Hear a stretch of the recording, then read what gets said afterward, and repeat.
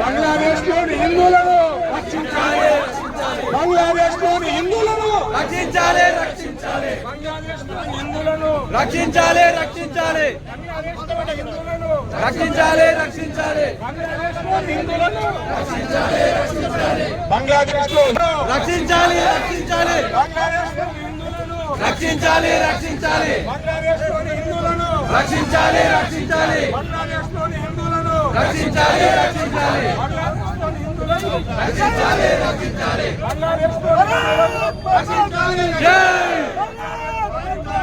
జై జై జై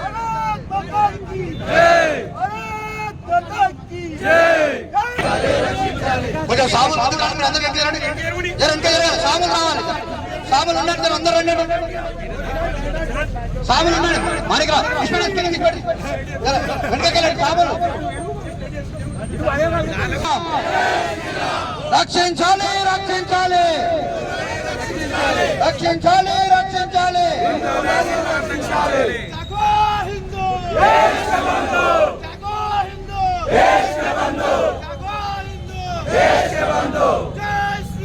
జై జై శ్రీరామ్, జై జై శ్రీరామ్, బంగ్లాదేశ్లోని హిందువులను రక్షించాలి, రక్షించాలి, బంగ్లాదేశ్లోని హిందువులను హిందువులపై జరిగిన దాడిని ఖండిస్తూ అక్కడ ఉన్న ప్రభుత్వానికి వెంటనే ఇక్కడ ఉన్న హిందువులందరూ కోరుకుంటుంది, అక్కడ ఉన్న హిందువులందరినీ కూడా రక్షణ కల్పించాలని చెప్పి అదే విధంగా భారత ప్రభుత్వాన్ని కూడా కోరుతున్నాము.